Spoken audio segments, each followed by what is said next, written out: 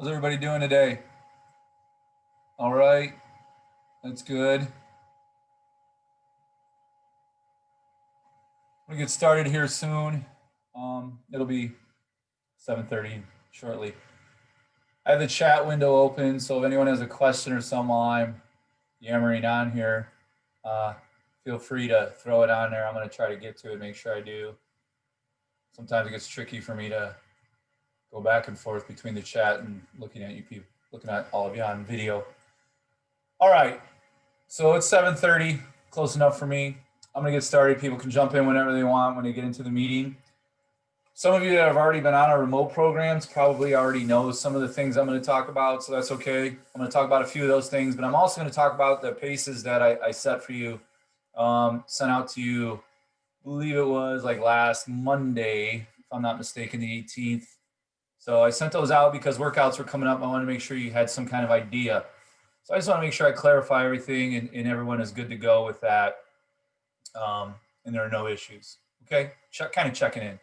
So first, I'm going to show a couple things that I've been using for you guys that is going to help me help you a lot more.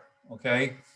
And I'm using my wife's from, looks like the fall. Yeah, the fall training we're doing. So I'm going to click on her Monday here. I'm sharing the screen with you, so hopefully everyone sees it.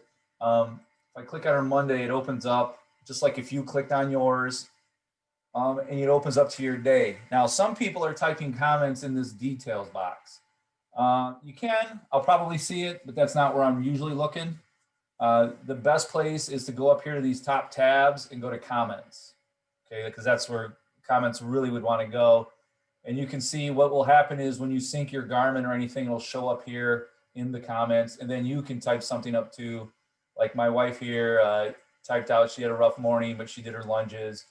And then her coach, Wendy, back then, told her good job on the water challenge. Now let's keep lunging. So whatever, she led some comments to her. What I usually use it for is on your workout days and your long run, 2 to 3 days a week. I try to get in there to those ones where I'm looking for something specific, like how was your long run? How did you do on the tempo? How did you do on, 1,000-meter repeats, whatever, fartleks. So I can look at those and kind of give you some feedback on the paces and how you're doing.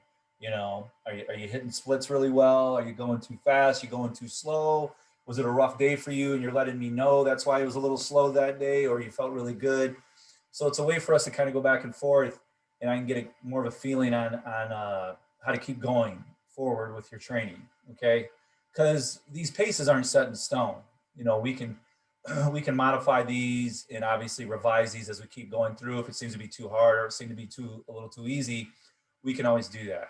Okay, but the feedback you give me on these workouts is going to be where I really look and dig into these things. So the more feedback, like I said, you give me in that comments section, the more I can give back to you. Some people still haven't put their schedule online yet, so I can't really comment on anything. That's your choice. I mean, you guys all paid for the program. I'm just trying to help you, give you as much as I can out of it.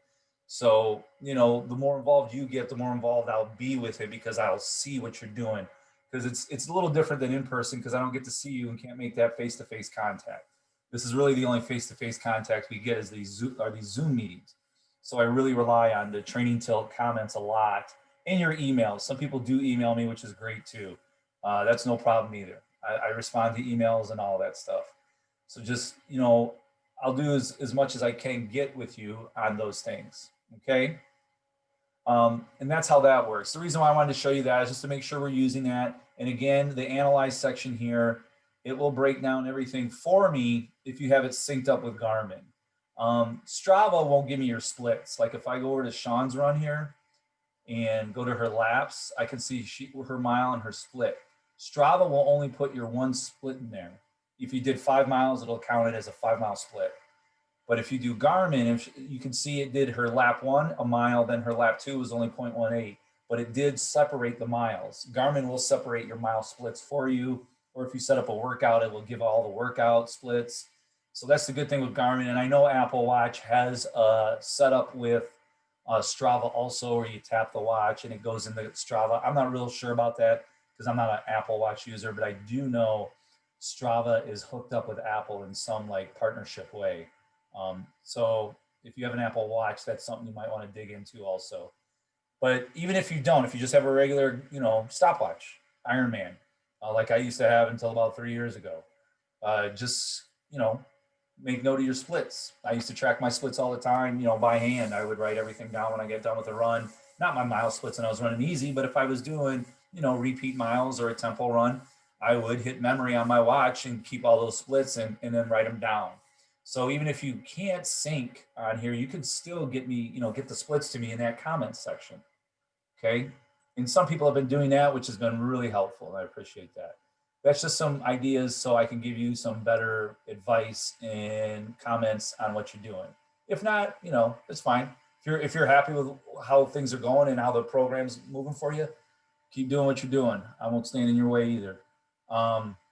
Now, one thing someone asked, and I didn't show you last time, was your calendar. So let me go down to this calendar, the actual calendar we have for you. I think I loaded it up into Sean's profile too. This thing doesn't scroll real easy. And by the way, the computer is the easiest way to use Train Tilt. It has a nice app for the phone, but it's not as easy and it doesn't have as many of the options as this does. Okay, so here's the plan I dropped in for her. She's not online, so none of it's synced. But let's say week 4 is coming up right here. This is the open pace plan. Okay. And if my wife wouldn't be able to do the fartlek Monday or the fartlek Thursday or whatever her plan called for, if this was it, she could easily, she could easily just move this day and drop it here, or it's sometimes drop it there, and then she could move this day and drop it here. So you can switch the days around if you're scheduled. That's the great thing about this too, because we all have different schedules, and that's the reason why I'm sure some people are remote. Schedule doesn't allow them to maybe meet in the evenings and Saturday mornings with us. So this is a way you can move the schedules around.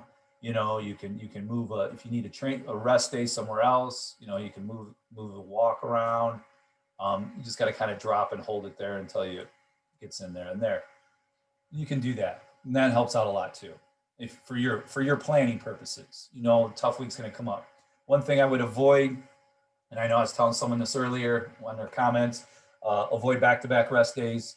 Okay, those are kind of spaced in there to give you your legs a break from some of these workouts, and avoid back-to-back hard runs. Some weeks it's unavoidable. I mean, some weeks your schedule is, I'm going to be gone all weekend out of town. I got to get all 5 runs in during the week. Sometimes that happens, and I get it. But if you can, avoid like those back-to-back hard runs and those back-to-back rest days. And I would consider your long run as a hard workout. I would try to avoid, doing the long run and then your tempo the next day or something like that. That can put you on the sideline if you do it too much. Once in a while, if your schedule is real packed, you can get away with it. But just do it too frequently. I don't want to see you hurt. Okay. So that's the big thing about Training Tilt. Now, to get into your paces a little bit. Now, this is the pace chart. You have this in your folder, and it's on Train Tilt. I've given you your easy pace, your tempo, which is considered for the MIT training is considered HMP or MP, half marathon pace or marathon pace. Sometimes I do use them interchangeably.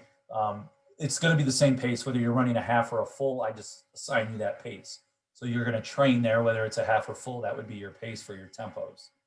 And then threshold pace is where we're going to start once we start doing serious, like structured, run for this amount of distance, then stop for this a little bit of time, then do the same thing again or a different distance.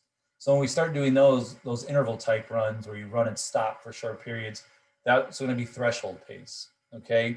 And that's usually going to be 20 to 30 seconds faster than your goal race pace, okay? And your goal race pace should be the same as your half marathon or marathon pace. So when I sent you that email, you should have seen a little like a spreadsheet cell with your email, your name, the plan you picked, whether you picked marathon plan, that would be an M, HM would be half marathon plan, and I think LM I put in there for low mileage, or LMOP for low mileage open pace plan. And then the green highlighted number pace is your goal race pace. I try to make it a 10-second range. I don't try to get too like nailed down on like 10:02 because each mile is not going to be 10:02. So that 10 to 10:10 gives you a little bit of cushion. Whether you're slightly under 10 or slightly over 10:10 is the same. But that 10 seconds then gives you some wiggle room with workouts and things like that, just so you know you're in a range and not really trying to pigeonhole yourself on a specific time. So then it goes from the goal pace to the easy pace. That is, as you see on here, you're going to get an email later on tonight when I finish it up. I'm almost done with it, about the long run and the easy pace runs. Let's try to keep those 45 to 90 seconds slower than your goal marathon, half marathon pace. The higher end, like the 90-second runs, those are probably going to be more like recovery runs.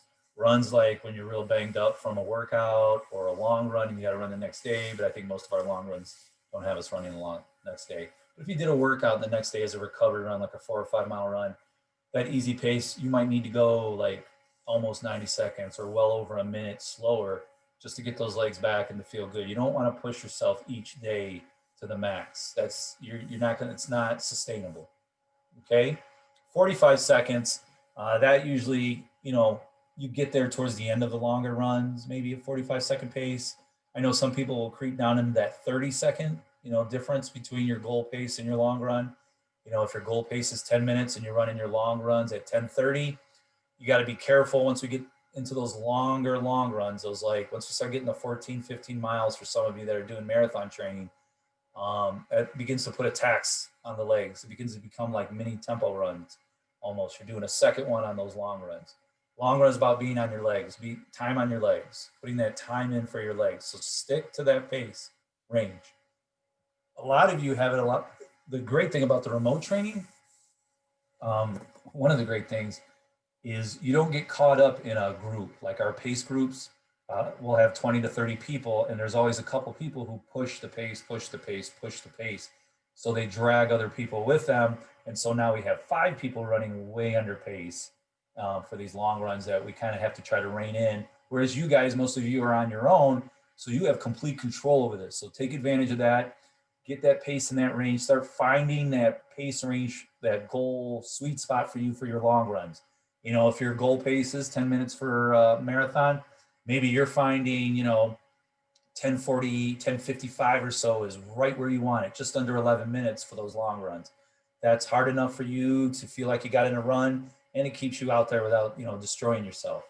So that's what you want to start finding on these long runs, a pace that you can maintain for the distance without really trying to make a concerted effort of like a tempo effort where you're getting, out of breath and things like that. Okay. And then I'd slow up the pace even a little bit more on those recovery runs. There's nothing wrong with that. There's nothing wrong getting a little slower on recovery runs. Don't force yourself into a hard pace if you're tired. Okay. And I wanted to make that clear because that can get away from people as they start doing these long runs and easy pace. They start pushing those, and then every day becomes a hard day.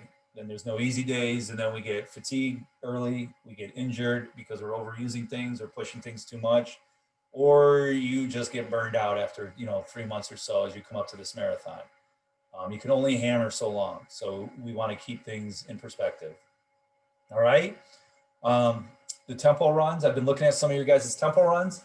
You want to start. I know the earlier ones are going to be harder to stay in the range because you're not running that far. Like some of you are training for a marathon, and right now we're at a 4 or 5 mile tempo run, and when I'm asking you to run 9 minutes for it, you can probably easily run 4 miles at 8:30 pace. Try to stick to that marathon pace though. Try to find that marathon pace because that's going to give you that practice that you need to keep running that pace repeatedly mile after mile, because the tempo run will get up there. We do get to double digits for the marathoners. We will get to 10 miles for the tempo run. So, you don't want to try to say, oh, I've been doing 8:30s for 4 miles. Let's try to keep going to 8:30. Now we're really beginning to get into a race situation. If you're running that fast for the longer tempo runs like you were for the shorter tempo runs. So start looking for that goal pace for those HMP and MP runs, tempo runs. Start getting into that mindset that it might not feel that hard right now. I feel really good. It feels fairly easy, but there's going to be more to this, and I have to take it, one day at a time. This is a 4-month program, not a 4-week one. We're not done after this week. So take that into account too, because I've noticed that a lot of the tempos were not just a little quicker, some of you were very quick. So keep an eye on that, okay?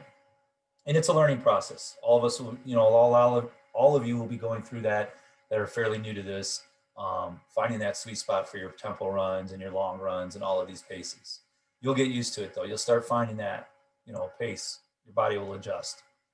And then lastly, threshold. When we start getting into those a little more, I think we still have a couple more fartleks. At least this week, I think is another fartlek. If I remember, I do have the plans in front of me. Let's look at the marathon plan here. So yeah, we still have one more fartlek for today. 3 minutes on, 1 minute off, 8 times. Okay.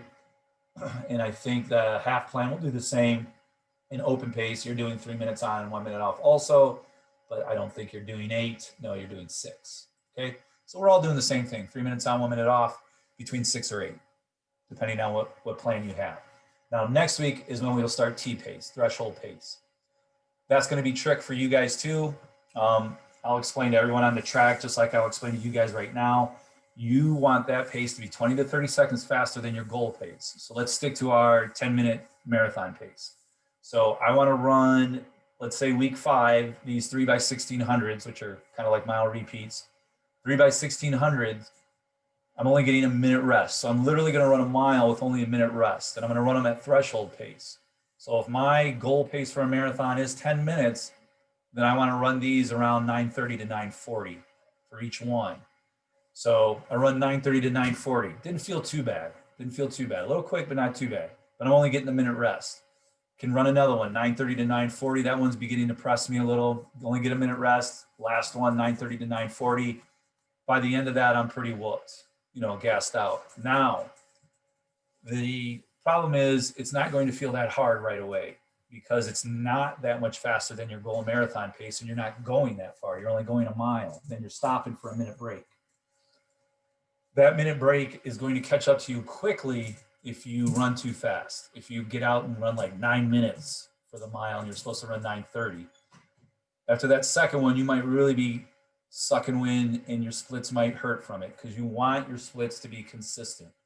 You want to be a little conservative on that first one. So maybe, you run, 9:40 because you want to stay, on the slow end of those on the first threshold run. So you run a 9:40 for that first 1600 next week. Get your minute rest. You don't feel too bad. Then you bring it down a little to 9:38, 9:37. The next one, then you have the last one. You give it what you have left. You get a 9:33. That's the perfect workout if you can keep it like that. It's when you start that first one at 9 minutes, then the next one becomes 9:20. Then the third one becomes like 10 minutes, just because you can't get enough oxygen to get your body going for the next one. You're just running out of air. So that's why you got to be conservative on the early one and then work your way into it and stick to the pace, especially for threshold training. The rest will go by so quickly and you will be, sucking for, gasping for air by the end, trying to get your breath back because you won't have that much time and you've gone too fast. So pay attention to that, okay? And that'll be a little bit of a learning process too. But we're going to start that next, not upcoming week, but week 5. And if you notice, one last thing I'll talk about before I kick you guys out of here is every 4th week, you'll see a dip in the mileage, okay? I build 3 weeks and then I drop a week, and that's how I always do. I've done my training that way. I do all training this way. The idea is to give your body a chance to recuperate, get a little bit back, adjust to the 3 weeks that I've just put in front of you, the workload you've been given for the last 3 weeks. Gives your body a little bit of time to adapt and get used to these workouts without throwing more at you, okay? So I don't want to try to throw more at you because next week, after week 4, I'm going to throw threshold training at you, and then we're going to bump up the mileage from 30 to 35. So you're getting 2 hits there. So we want to make sure, don't think you got to get in some extra miles because it's not, 32 like you did this week for the marathoners. Stick with what's on there. Trust the training, trust that we know what we're doing here because we'll get you there, okay? Because it will do that. And if you see after week 5, it goes up 5, 6, 7, back down week 8. All right. As we get towards the end, it might flip flop between a week or two. I might go up 1 week, down a week, up a week again. And that's because of the long runs. Once you start getting up there in those big long runs, I can't really cut back too much on the other days, or we won't be doing a whole lot. So it's harder to do that, but I don't keep piling more on. I won't do that like week after week after week after week. There will be breaks in there. Okay. Usually it starts out with 3 on, 1 off, 3 on, 1 off until we get like halfway or 3/4 through. Then it might alternate every other week or something a little different, just to help, just to give you guys a little bit of break and get that body, adapting to the workouts that are being thrown at you. Let me make sure there's nothing coming down the road. You see the Dine and Dash is not this Saturday coming up. It will be next Saturday. Any of you that are in the area, you're more than welcome to it also. This is open to anyone, the public. You can bring a friend. You don't have to come on your own. It used to be the old Roadrunners Blizzard Breakfast. It got too big for them, too many people, so they kind of handed it off to us. And so we're going to have it at a VW hall out in Delta and run the Wabash that's paved out there. And you can either come out and run, don't want to do the breakfast, you just register and you just come out for free. We just want to know how many people are going to be there. And if you want the breakfast and the winter hat, you can register for $18 and get that, the breakfast afterwards in the hall, and a little winter hat to go with the run. But otherwise, you can register for free and come on out. That's why we open it to anyone. It's just a way for people training for the marathon in the area to come on out and get together and run together. We'll have pacers there and everything because all of our coaches are going to be there.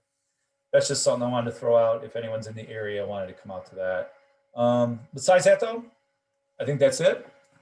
I'd like to try to do at least this, come back in another 2 weeks. I'd like to have bi-weekly meetings if we could. I noticed when I did them every week, kind of ran out of things, people, attendance kind of waned. People really weren't as excited to get on here. So if I do it bi-weekly, maybe the excitement will build over a 14-day period. We'll see. Okay. Does anyone have any questions before we cut this? I do, Bob. Fire away, Andre. Can you hear me? I don't know if I have a different version of Training Tilt or not, but I was watching you do the demonstration of Sean's, and I was looking in the browser. Hers says trainingtiltapp.com. Mine says davesrunningshop.trainingtilt.com or trainingtiltapp.com. Am I on a different platform or is it the same? Question. That's a good question, Andre. I'm not able to upload anything, as you can see. I don't have anything on mine, but I am keeping track on it on my Garmin. Okay.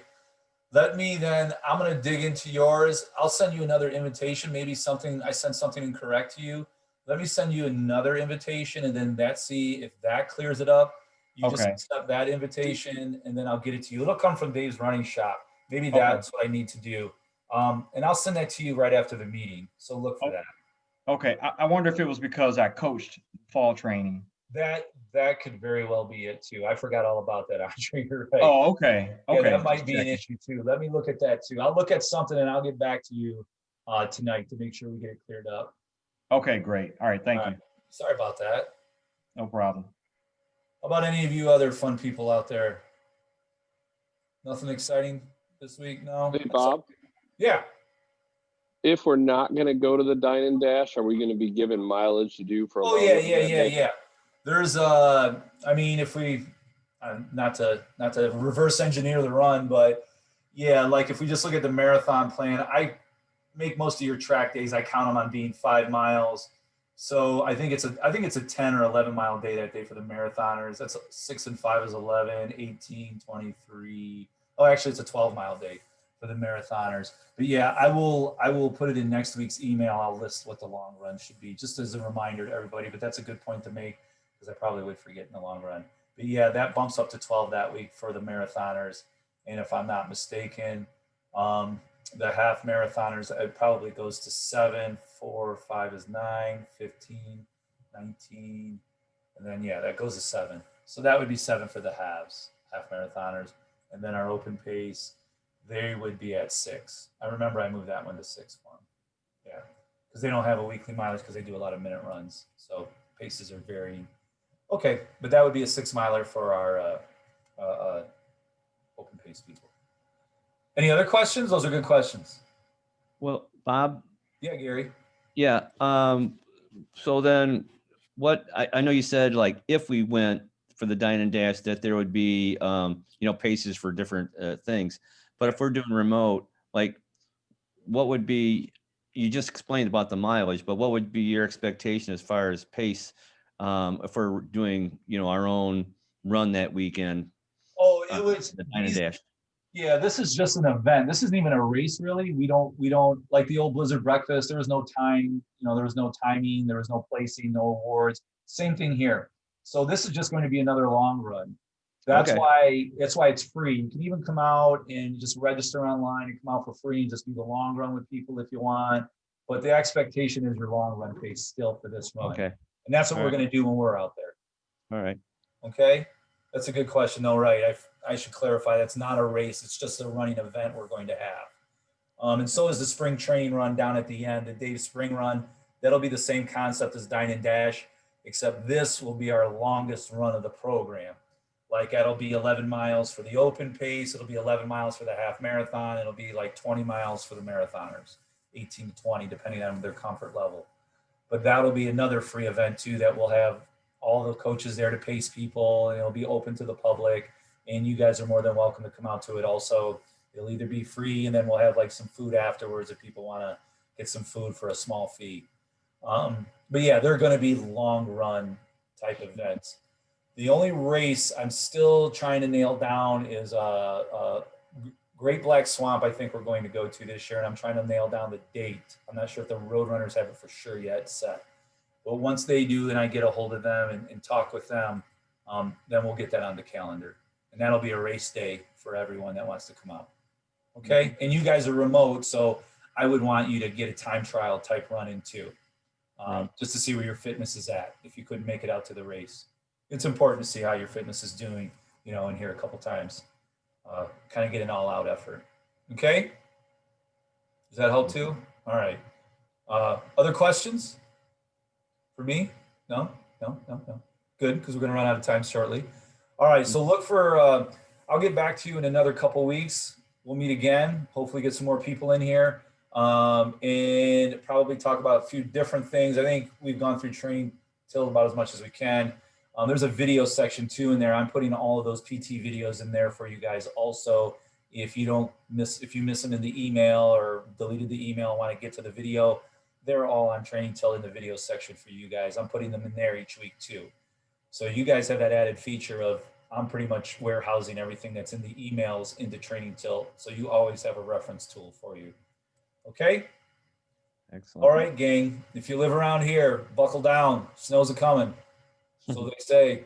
Okay? All right. Stay safe. I'll see you guys in a couple weeks. Any questions? Always email. No problem. All right?